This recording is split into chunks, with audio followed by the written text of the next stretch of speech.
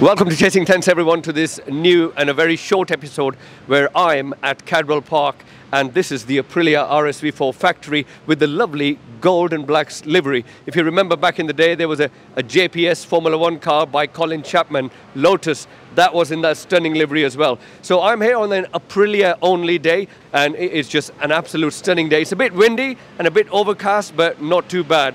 I'm running a Pirelli SC1 slick and an SC3 combination in the back, but this one's got the SC1 and SC2 Pirelli Supercorsa. So let's hope no warmers on this one, so I'll have to be gentle for 1 or 2 laps, and hopefully I can show you some onboard footage and give you my verdict on the fantastic Aprilia RSV4 Factory 2021-2022.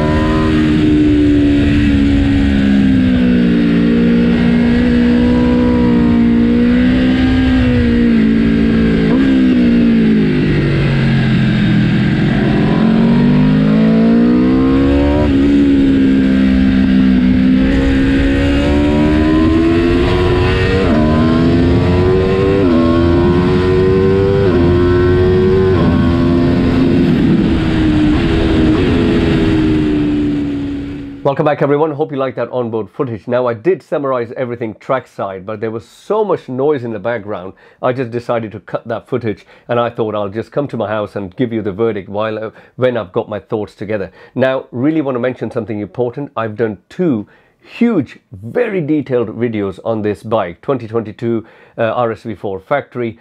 They are about 30-minute and 50-minute long, one when I'm riding, one on a brand new RSV4, which the first RSV4 Factory in the UK.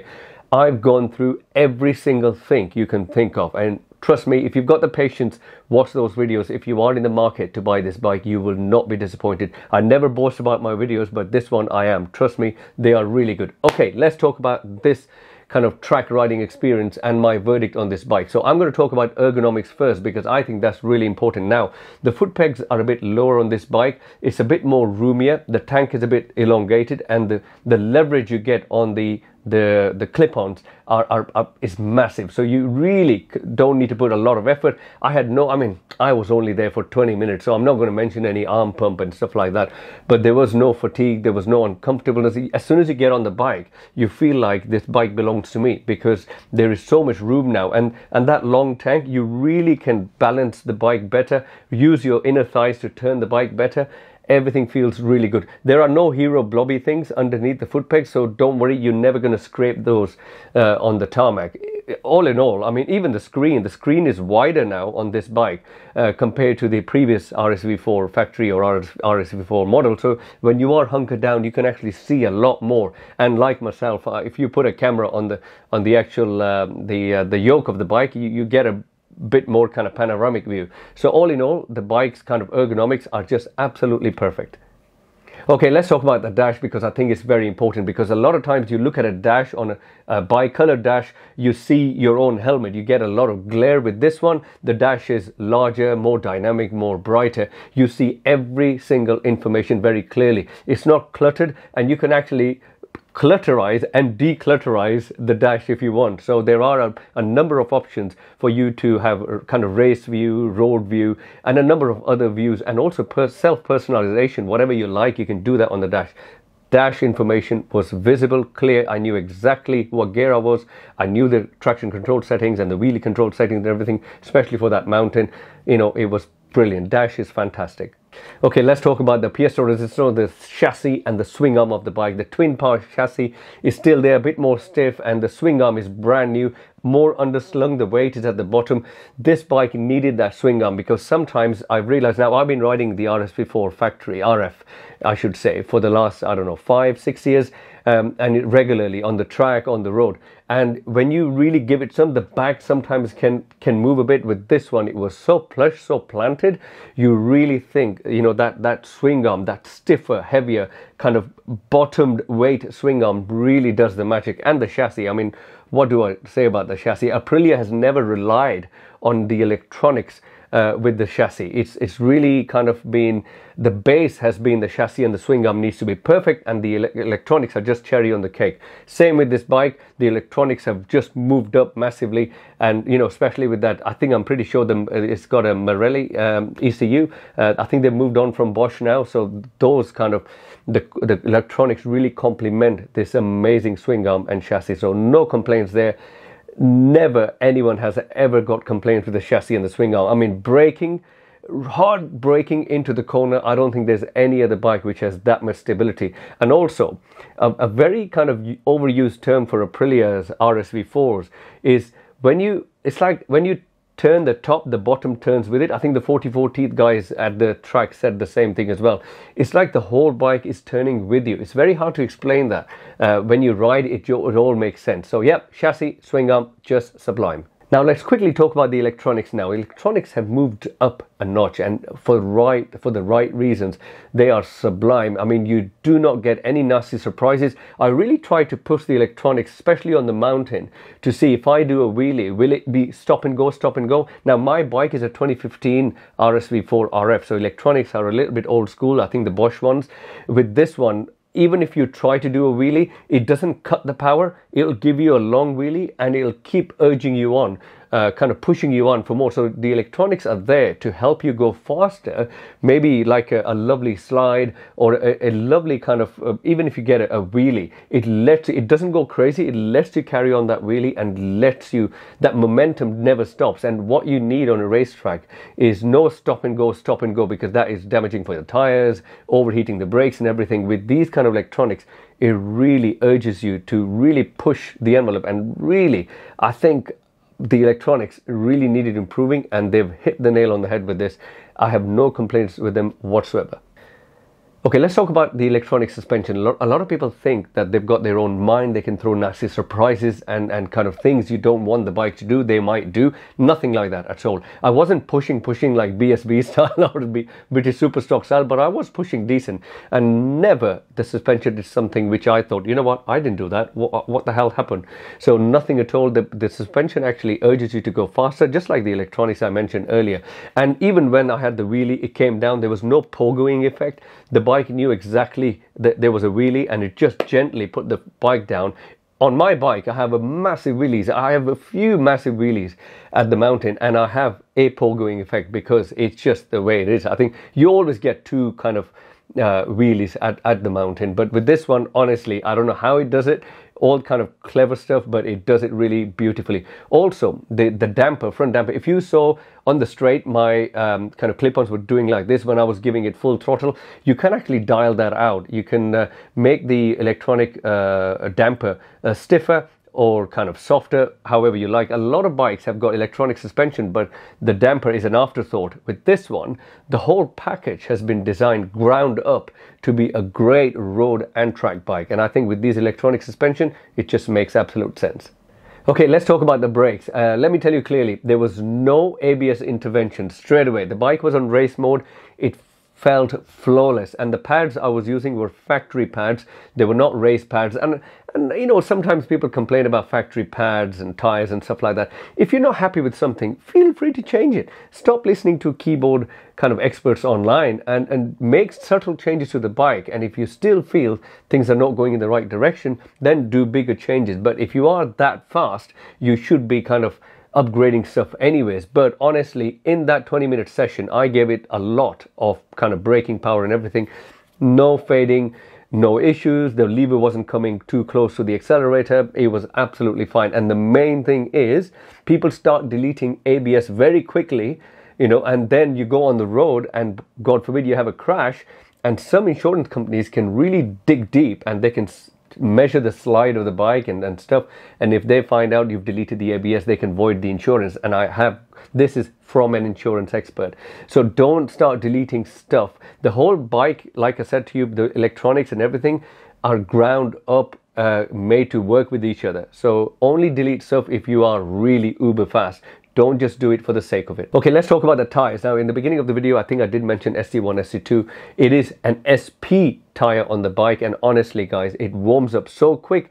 I was behind the instructor, so you must have seen me wearing an under instruction vest. I think for insurance reasons we had to wear that vest. Anyone who was testing the bike or I was doing the review, I had to wear that vest. 2 laps behind the instructor, warm the tires up and go for it. So I did, I think 7 laps altogether, and honestly these SP tires warm up so quick. Another thing, people complain about OEM tires that they're not good. Honestly, proof is in the pudding. Absolutely brilliant. No complaints whatsoever. And if you are bloody damn fast on the tires, you know, on the bike, get slicks or upgrade your tires. You know, don't complain.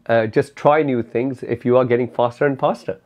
Let's talk about something different, ride-by-wire throttle. I've seen a few people complaining that it's a bit on and off. Honestly guys, if you move on from an older bike to a newer bike, it'll take you 5-10 seconds to get used to the ride-by-wire throttle, but once you're used to it, it's absolutely fine. The throttle is really plush, really light, you know, saves you from all that kind of wrist and kind of forearm pump, because, you know, constantly you keep doing that, and if it's really hard, like a domino hardest kind of cam, on the throttle is quite hard. With this one, ride-by-wire, beautifully plush, and it's not a massive turn, so you're not grabbing your throttle like this and doing it like this. You can actually, it is pretty much like a quick shafting throttle, and it is very light. So ride-by-wire throttle is amazing. Okay, let's talk about aerodynamics. Did I feel the wings? Probably not. Did I have a wheelie? Yes. Was the Aero working? I'm pretty sure it was, because the bike was very stable. I had no nasty movements, nasty surprises. Aero was absolutely fine. I mean, if you want me to quantify Aero in kilos and stuff like that, and I can't, it's impossible to say. But obviously, those wings have been tested relentlessly by the R&D team, Max Biaggi, at different circuits in Italy and stuff. They are there for a reason, and they work. Look at MotoGP, World Superbikes, BSB, wings are everywhere now. And Aprilia are thinking ahead of the game, and the wings are enclosed. So God forbid, if like World Superbikes, they say on the road, those enclosed wings need to be there because it can slat someone's thigh while riding on the road. Aprilia's already thought of that. All the wings are enclosed, they look beautiful. You really need to see the bike to appreciate the Aero, and the Aero definitely works. Okay, let's talk about the engine response now. Aprilia's inherently have got a lovely torque curve, smooth power since the beginning. That V4 engine is just a beauty of an engine. So the low down torque and the mid-range power and the top speed, you get everything. And there are no lumps or there are no dips in the power. The engine felt really sublime. Yes, it has got an extra 100cc with this bike. I think it's not a 1079, it's a proper 1099cc. And you know what? It's brilliant. Aprilia thought of something different and it works. And there is plenty of torque, there's plenty of power. You will not be yearning for more power, and it is super smooth and it sounds beautiful. Let's move on to the exhaust. Okay, exhaust notes. Surprise, surprise. These Euro 5 bikes, people say the exhaust notes sound boring. Honestly, once you get up to certain revs, the valves and stuff, whatever it is, open up and you can really hear the engine. I mean, I use a kind of wind blocker on my GoPro, so you could hear the engine better on the GoPro compared to no wind blocker. And honestly, I could hear the engine as well. I always wear kind of ear protection where I can really listen to the bike, so I don't have to constantly look at the gear indicator to see what gear I'm in. But honestly, the sound is amazing. Okay, finally, little niggle I had, which was, I mentioned it on the video as well, that the OEM gearing is slight tall. So some corners I was taking first gear, and that is with any bike. Okay, gearing, ergonomics, suspension setup is very, very basic. If you're going to go on the track and stuff, these things you must kind of change depending on what tracks you go. I mean, if you are really doing track days the way I do, or racing the way I do, I go to a different track, I change the sprocket and stuff like that. But honestly, it's not annoying at all. That first gear, even though it was tall, it wasn't jerky or lumpy, not whatsoever. Absolutely not. There were some corners you would have seen in the video. I have taken them on first gear. First gear is called high side city. Honestly, didn't feel any reason the bike was trying to high side me, and I have had a huge high side lately on my bike. We'll talk about that in another video. But yeah, nothing like that at all. And the first gear wasn't giving me any kind of nasty wheelie ups and stuff. It was absolutely plush. Okay, my verdict on which bike to buy. When I say which bike, I mean normal RSV4 or RSV4 Factory. Now, the only difference is lighter wheels and electronic suspension. To be honest, if you are a hardcore track person, okay, proper hardcore track person, or even / race, buy the normal RSV4, save yourself 3,000-4,000, whatever, and more expensive the factory one is, and you can put carbon. You've got $4,000 or $4,500 to spend on race suspension, and carbon wheels or something like that, which I do. So I've got Öhlins race suspension on my bike, and I've got carbon wheels on my bike. So you can do that. Otherwise, to be honest, the factory model is brilliant. If you can spend an extra 4K, lighter wheels. And remember guys, wheels, I've done a video on Aprilia wheels, comparing them to all other wheels. Aprilia factory wheels are super light. They were even lighter than the Oz Gas wheels and the Marchesini and the magnesium wheels from Yamaha. Really lightweight wheels, and I've done a full detailed video on that one. So all in all, I would go for the normal RSV4 because I would put it straight to the track, after the running in period. But guys, honestly, that 2020 factory, it is sublime. Finally, massive thank you to the Aprilia Factory group on Facebook for organizing that amazing day with No Limits track days, and for Aprilia to really come, Aprilia official to come with so many different bikes and let people try and test them. There was a few paperwork to sign and stuff, which is fine.